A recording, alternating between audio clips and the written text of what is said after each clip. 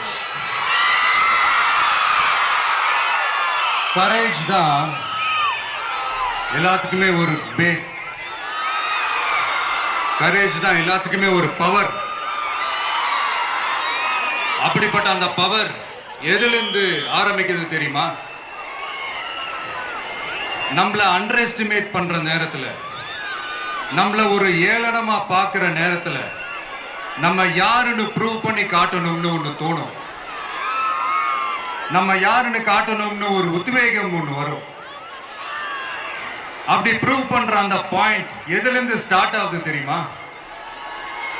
எந்த விஷயத்துல நம்மள கிண்டலும் கேலியுமா பேசுறாங்களோ அதே விஷயத்தை வச்சு நம்ம அது ஒரு பாசிட்டிவா மாத்துறதுன்னு ஒண்ணு இருக்குல்ல, அதே விஷயத்தை வச்சு நம்ம அது ஒரு ஃபயரா மாத்துறதுன்னு ஒன்று இருக்குல்ல, அங்கிருந்து தான் அந்த பவரே ஸ்டார்ட் ஆகும்.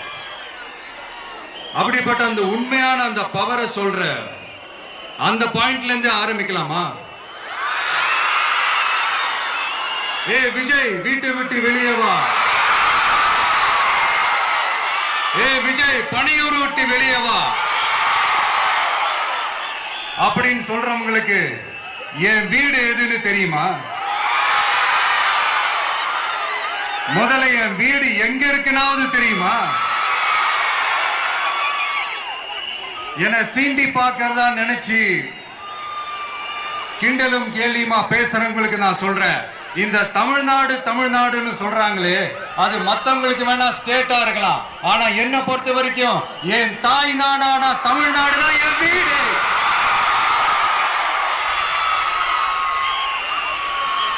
என் வீட்டுல மொத்தம் எத்தனை பேர் இருக்காங்க தெரியுமா?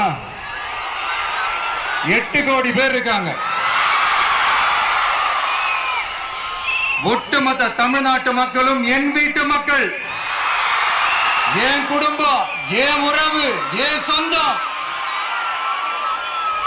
எனக்கு எல்லாமும் கொடுத்த இந்த 8 கோடி சொந்தங்களுக்கு இனிமே எல்லாமுமா கூட நிக்க போறது இந்த விஜய் மட்டும்தான். தமிழ்நாட்டோட முதல் படை வீரனா, தமிழ்நாட்டோட முதல் பாதுகாவலனா அவங்க கூடவே நிக்கணும்ன்றதுதான் என்னுடைய குறிக்கோள். இன்னைக்கு இந்த விஜய், உங்க விஜய் உங்ககிட்ட ஓட்டு கேட்டு மட்டுமே வரல, உங்ககிட்ட நீதி கேட்டும் வந்திருக்கிற. ஆக்சுவலா உங்களுக்காக நீதி கேட்கறதுக்காக தான் நான் அரசியலுக்கே வந்தேன். ஆனா இன்னைக்கு நான் உங்ககிட்ட நீதி கேட்கறதுக்காக வந்திருக்கிறேன். இந்த விஜய் என்னங்க தப்பு பண்ணா? தன்னை நேசிச்ச தன்னுடைய மக்களுக்காக அரசியலுக்கு வந்தா அது ஒரு தப்பா?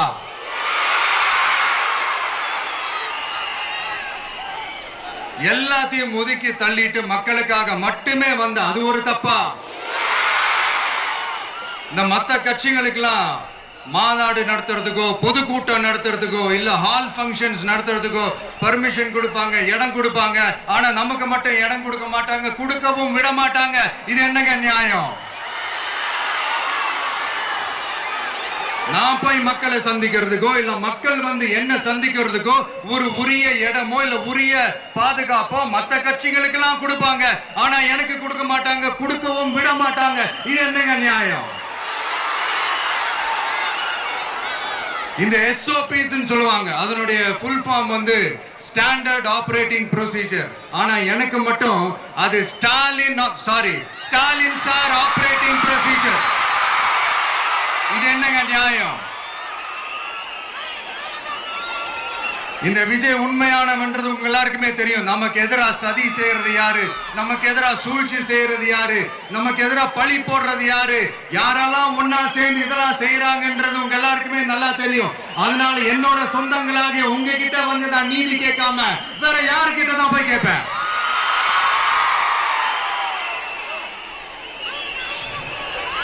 செல்ஃபே எடுக்காத ஒரு கூட்டணி கணக்கு, செல்ஃபே எடுக்காத ஒரு அறத பழைய அரித்மெட்டிக் கணக்கு, இதெல்லாம் வேலைக்கே ஆகாது. ஆணித்தரமா அடிச்சு சொல்றேன். அப்புறம் இந்த காசு கொடுத்து ஓட்டு வாங்கிடலாம்னு கனவு காண்றாங்கல்ல, அதுவும் இந்த விஜய் வந்ததுக்கு அப்புறம் நடக்கவே நடக்காது. வண்டி வண்டியா கொண்டாந்து கூட்டுவாங்க, 1000, 2000, 3000, 4000, 5000. சாமி மேல சத்தியெல்லாம் வாங்குவாங்க. அப்படிதான் இத்தனை வருஷமா உங்களை ஏமாத்தி இருக்கிறாங்க. வாங்கிக்கங்க, சந்தோஷமா வாங்கிக்கங்க. எல்லாம் உங்க பணம் தான். வாங்கிக்கிட்டு அவங்க காதிலேயே விசில ஊதி அனுப்புங்க. எப்படி? அவங்க செவிலே விசில ஊதி அனுப்புங்க.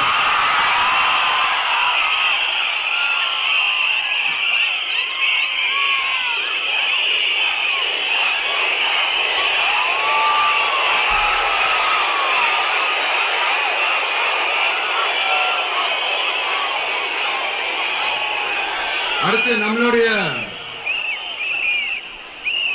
ஜென்சி அடுத்த இளம் தலைமுறையினருக்கும் நான் சொல்லணும்னு நினைக்கிறேன். இந்த பணத்தை கொடுத்து ஏமாத்தி ஓட்டு வாங்குற அந்த கலாச்சாரம் ஒழியணும். பணத்தை கொடுத்து ஏமாத்தினா ஏமாறுவீங்க. உங்களை தான் கேட்கிறேன், பணத்தை கொடுத்து ஏமாத்தினா ஏமாறுவீங்க? எல்லாரும் கொஞ்சம் கையப்படி வைங்களேன் எனக்காக. நான் சொல்றதை கொஞ்சம் ரிப்பீட் பண்ணுங்க. எங்க ஓட்டு எங்க உரிமை. எங்களை யாரும் விலைக்கு வாங்க முடியாது. எங்கள் ஓட்டு விசில் சின்னத்துக்கு தான். வேற யாரையும் நம்பி ஏமாற மாட்டோம். தேங்க்யூ. கேட்டுச்சா சார்? இனிமே நீங்க கொள்ளையடிச்சு வச்சிருக்கிற பணம் எல்லாம் வேஸ்டா போகுது. குப்பையில தான் தூக்கி போடணும். உங்களுடைய இந்த ஊழல் ஆட்சியும் மக்கள் குப்பையில தான் தூக்கி போட போறாங்க. அடுத்து ஒவ்வொரு வீட்டில் இருக்கிற என்னுடைய குட்டி நண்பா நண்பீஸுக்கும் நான் சொல்லணும்னு நினைக்கிறேன். வீட்டுல டிவியில உட்கார்ந்து இந்த பிரச்சார மீட்டிங் எல்லாம் பார்த்துட்டு இருப்பீங்க. உங்களையும் உங்களுடைய ஃபியூச்சரையும் மைண்ட்ல வச்சுக்கிட்டு தான் நாம அரசியலுக்கே வந்திருக்கிறோம். அதனால எனக்காக நீங்க ஒண்ணு செய்யணும். தொடர்ந்து செஞ்சுக்கிட்டு தான் இருக்கிறீங்க. நான் நிறைய கியூட்டான வீடியோஸ்லாம் நான் பார்க்கிறேன். லைக் உங்க அம்மா அப்பா கிட்ட மைக்க நீட்டி யாருக்கு ஓட்டு போடுவீங்கன்னு கேட்டா பின்னாடி இருந்த அந்த பையன், அம்மா விஜய்னு சொல்லுமா, அப்பா விஜய்னு சொல்லுப்பா அப்படின்னு நிறைய அந்த கியூட்டான வீடியோஸ் எல்லாம் பாக்குறேன். அதை தொடர்ந்து தயவு செஞ்சு அதை தொடர்ந்து கண்டினியூ பண்ணுங்க. உங்க வீட்டுல இருக்கிற உங்களுடைய அப்பா அம்மா தாத்தா பாட்டி பெரியப்பா பெரியப்பா சித்தி சித்தப்பா அத்தை மாமா ஓட்டு போடுற வயசுல இருக்கிற அண்ணன் அக்கா எல்லாரையும் விசில் சின்னத்துக்கு ஓட்டு போட சொல்லுங்க. விசில் சின்னத்துக்கு ஓட்டு போட வைங்க.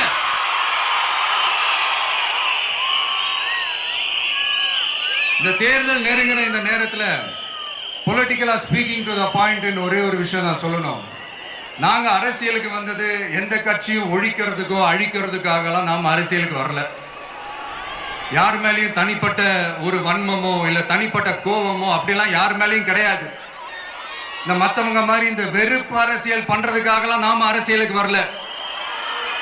அரசியல் ரீதியா நம்மளுடைய எதிரிகள் யாருன்னு டிக்ளேர் பண்ணிட்டு தேர்தலில் நின்று ஜெயிச்சு மக்களுக்காக எங்களுடைய நன்றி கடனை செலுத்துறதுக்காக தான் நாம அரசியலுக்கே வந்திருக்கோம். Just want to make this clear. அவங்களை கேள்வி கேட்கறதுக்கு முன்னாடி அவங்களுடைய இயலாமையை மறைக்கிறதுக்காக இந்த ஏ டீம் பி டீம் இதெல்லாம் கூட சேர்த்துக்கிட்டு ஒரே விஷயத்த சொல்லி அழுவுறாங்கல்ல. என்னன்னு சொல்லி அழுவுறாங்க? அனுபவம் இல்லாதவங்களால எப்படி ஆட்சி அதிகாரத்தை செய்ய முடியும் அப்படின்னு ஒரே விஷயத்த சொல்லி அழுவுறாங்கல்ல. அந்த அழுகைக்கு நாம ஒரு பதிலடி கொடுக்கணும்ல. மக்களே, நான் உங்களையே கேட்கிறேன், தெரியாம தான் கேட்கிறேன். இந்த அனுபவம் அனுபவம் அனுபவம்னு சொல்றாங்களே, அதிகாரத்தை வச்சு மக்கள் பணத்தை கொள்ளையடிச்சதை தாண்டி வேற ஏதாவது கொம்பு முளைச்ச பெரிய அனுபவம் இவங்களுக்கு இருக்குதா?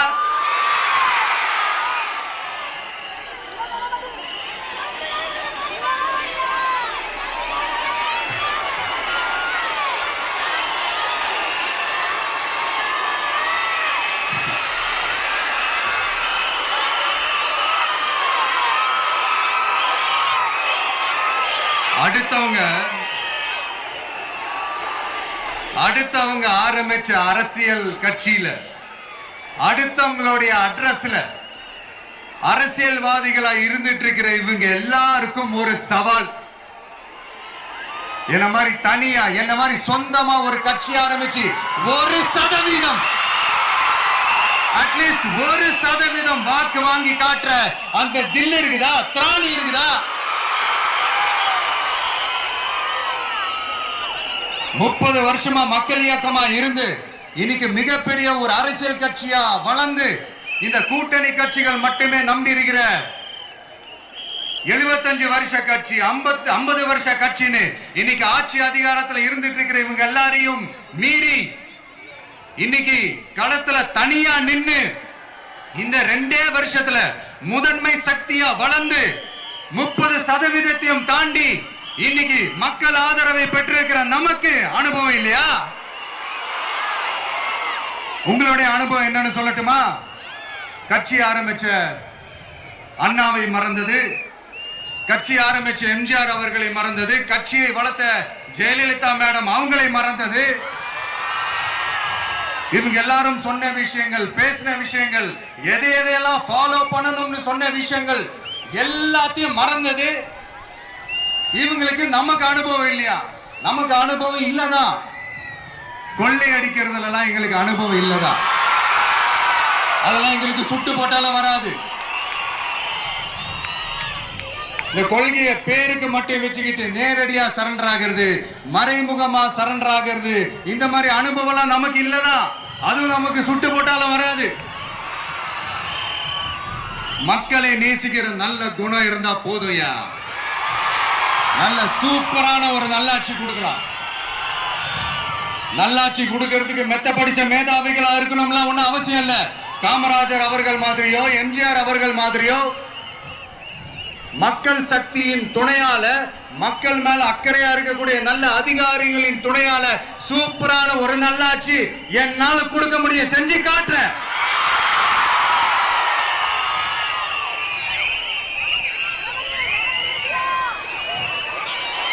நாலரை வருஷம் ஆச்சு, 4.25 வருஷத்துக்கு மேல ஆகுது. இப்போ ஒவ்வொரு வீட்டு கதவையா தட்டி உங்கள் கனவுகளை சொல்லுங்கள்,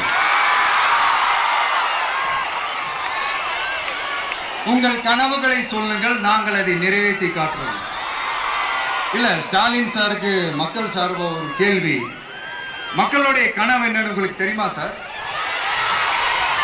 அது சரி, அவங்க என்ன நினைக்கிறாங்கன்னு உங்களுக்கு தெரியாது, அதுக்கப்புறம் எப்படி அவங்க கனவுகளை பற்றி உங்களுக்கு தெரியும். மக்களோட கனவு என்னன்னு நான் சொல்லட்டுமா சார்? 2019, 2021, 2024 இந்த 3 தேர்தலையும் மக்கள் உங்களுக்கு வாக்களிச்சதுக்கு காரணம் நீங்க மக்களுக்கு ஏதாவது நல்லது செய்வீங்கன்னு நம்பிதான். ஆனா நீங்க மக்களுக்கு கொடுத்த பரிசு மக்களுக்கு பாதுகாப்பே இல்லாத மக்கள் விரோத ஆட்சி. அந்த மக்கள் விரோத ஆட்சியை அகற்றிட்டு அந்த இடத்தில் தமிழக வெற்றி கழகத்தை ஆட்சி பீடத்தில் அமைக்கணும் அப்படின்றதுதான் மக்களுடைய ஒரே கனவு. இந்த மக்கள் விரோத திமுக அரசை நிலைக்க கூடாது அப்படின்றதுதான் மக்களுடைய ஒரே கனவு. 100% தூய சக்தி டிவிக்கு ஆட்சி அமைக்கும். அதுல உங்களுடைய கனவுகள், உங்களுடைய ட்ரீம்ஸ் எல்லாமே ஃபுல்ஃபில் ஆகும், நிஜமாகும்.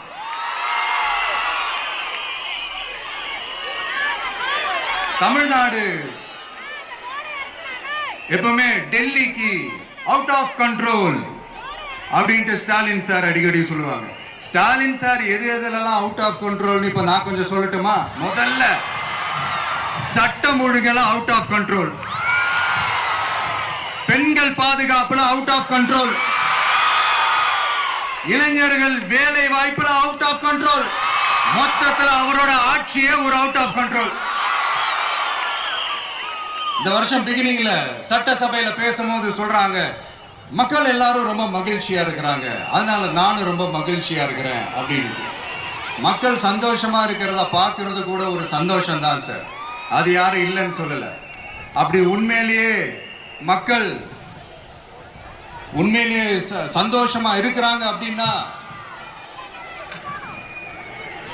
ஏன் சார் விவசாயிகள் போராட்டம் நடக்குது? ஏன் சார் மீனவர்கள் போராட்டம் நடக்குது? ஏன் தொழிலாளர்கள் போராட்டம் நடக்குது? தூய்மை பணியாளர்கள் போராட்டம் ஏன் நடக்குது? அங்கன்வாடி ஊழியர்கள் போராட்டம், செவிலியர்கள் போராட்டம், மருத்துவர்கள் போராட்டம், மாற்றுத்திறனாளிகள் போராட்டம், அரசு ஊழியர்கள் போராட்டம், ஆசிரியர்கள் போராட்டம், இடைநிலை ஆசிரியர்கள் போராட்டம், பகுதி நேர ஆசிரியர்கள் போராட்டம். இதெல்லாம் உங்க ஆட்சியில மக்கள் மகிழ்ச்சியா இருக்காங்கன்றதுக்காக நடக்கிற போராட்டமா சார்? எனக்கு தெரிஞ்சு மக்கள் சந்தோஷமா இருக்கிறாங்கன்னா பொங்கல் வச்சு கொண்டாடுவாங்கன்னு கேள்விப்பட்டிருக்கிறேன். உங்க ஆட்சியில தான் போராட்டம் நடத்தி அவங்களுடைய மகிழ்ச்சியை வெளிப்படுத்துறாங்கன்னு நினைக்கிறேன். இன்னும் தீரவே தீராத பிரச்சனைகள்னா இருக்கிற இடம் பிரச்சனை, பார்க்கிற வேலை பிரச்சனை, பண்ற தொழில் பிரச்சனை, விலைவாசி பிரச்சனை, தண்ணி பிரச்சனை, பஸ் வசதி இல்லைன்ற பிரச்சனை, ரோடு சரியில்லைன்ற பிரச்சனை, ஆஸ்பத்திரி சரியா இல்லைன்ற பிரச்சனை. இப்படி எல்லாம் ஒரு அடிப்படை விஷயங்களே பிரச்சனையா இருந்தா அப்போ ஆளுங்கட்சின்னு ஒண்ணு எதுக்குதான் இருக்கிறாங்க அப்படின்னு தானே மனசுல தோணும் மக்களுக்கு.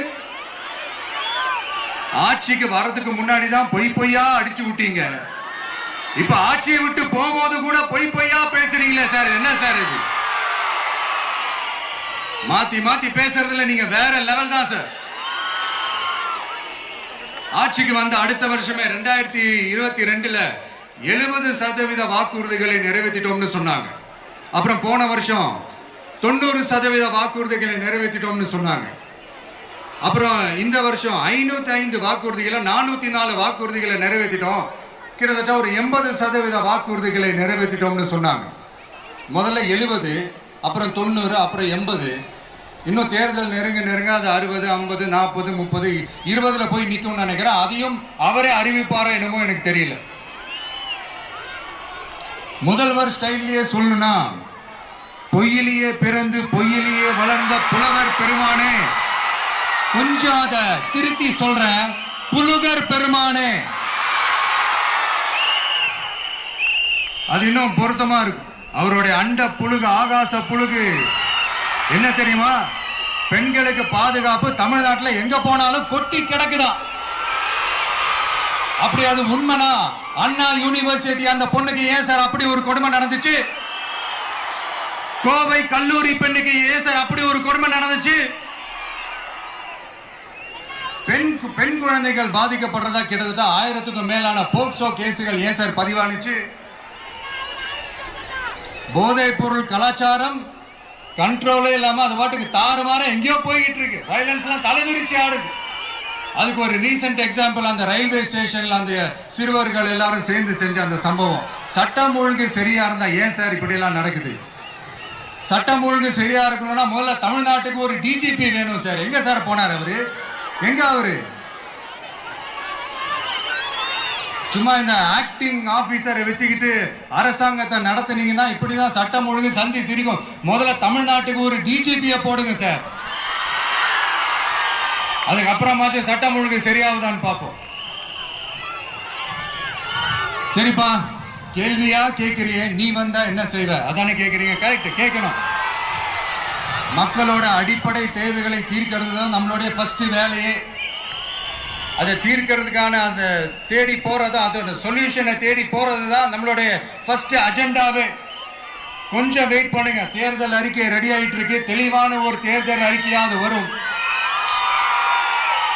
என்ன நம்புற உங்களை நான் டிசப்பாயிண்ட் பண்ணவே மாட்டேன்.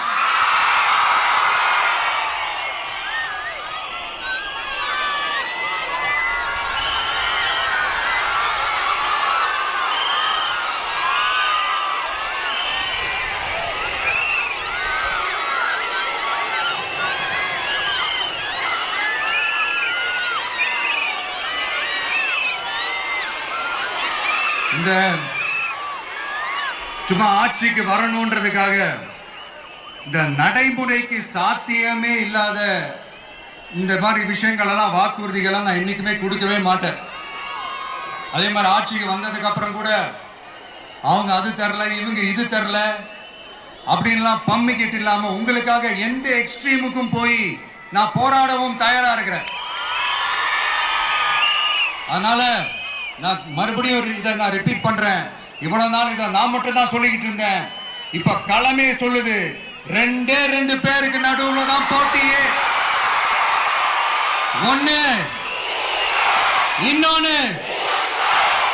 ஒண்ணு தூய சக்தி டிவிகே, இன்னொன்னு தீய சக்தி டிஎம்கே.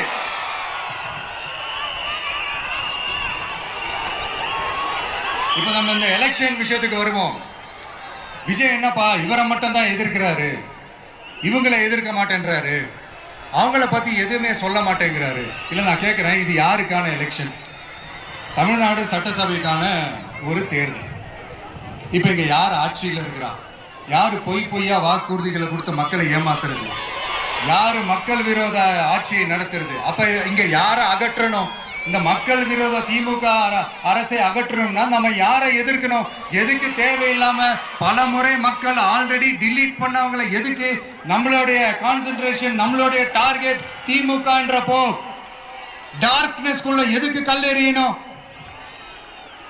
இங்க மக்களை விரும்புற விஜய் வேணுமா, இல்ல மக்கள் விரோத ஆட்சி நடத்துற ஸ்டாலின் சார் வேணுமா? அவ்வளவுதான் இந்த தேர்தல். இதுக்கு நடுவுல வேற யாருமே கிடையாது. புரியுதுங்களா உங்களுக்கு? என் நெஞ்சில் குடியிருக்கும் சேலம் மக்களே,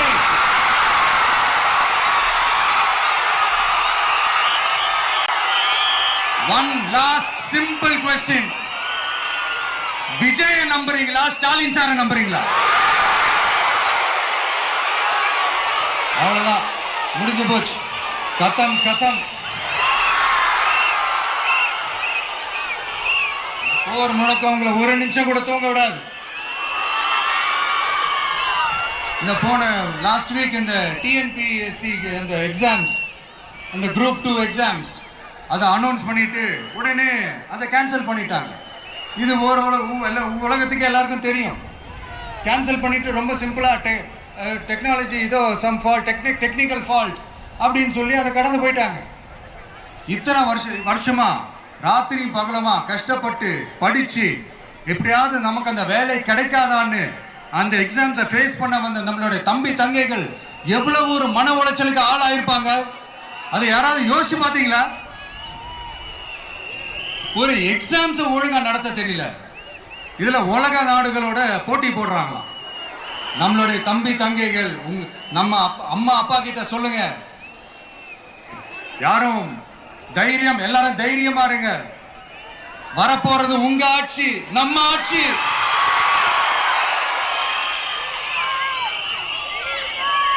அதனால இந்த மாதிரிலாம் எதுவும் நடக்காம சமூக நீதிக்கான ஒரு நல்ல ஆட்சியை அமைப்போம். இளைஞர்களின் வேலை வாய்ப்புகளை மனசுல வச்சுக்கிட்டு டிரான்ஸ்பரண்டா அதுக்கான ஒரு தீர்வை காணுவோம். நான் விக்கிரவாண்டி மாநாட்டில் பேசும்போது ஒரு பொலிட்டிக்கல் பாம் ஒன்று சொன்னேன், ஞாபகம் இருக்கா? ஆட்சியிலையும் பங்கு, அதிகாரத்திலையும் பங்குன்னு ஒன்று சொன்னேன். இப்போ அந்த பொலிட்டிக்கல் பாம் எல்லா கூட்டணியிலையும் வெடிச்சுக்கிட்டு இருக்கு, தாறுமாற வெடிச்சுக்கிட்டு இருக்கு. ஸ்டாலின் சார்லாம் பதறாரு, ஆட்சி அதிகாரத்துல பங்கெல்லாம் தமிழ்நாட்டில் ஒத்து வராது அப்படின்னு சொல்றாரு. அவங்கள பொறுத்த வரைக்கும் ஜெயிக்கிறதுக்காக மட்டும்தான் கூட்டணி, மற்ற எல்லாத்துக்குமே அவங்க தனி அணி, அவங்க மட்டுமே ஒரே அணி. வெல்வோம் ஒன்றாக, ஆனா வரும் வெல்த் எல்லாம் பார்ப்போம் தனியாக. அந்த வெல்வோம் ஒன்றாக என்றது இதுதான் அந்த சீக்கிரட்டே. புரிய வேண்டியவங்களுக்கு நல்லா புரியும் நினைக்கிறேன். உங்களோட நான் இருக்கேன், நம்மளோட நம்ம மக்கள் இருக்காங்க. இதுக்கு மேல என்ன வேணும்? கான்பிடென்டா இருங்க, நல்லதே நடக்கும், வெற்றி நிச்சயம். மீண்டும் சந்திக்கும் வரை நன்றி, வணக்கம்.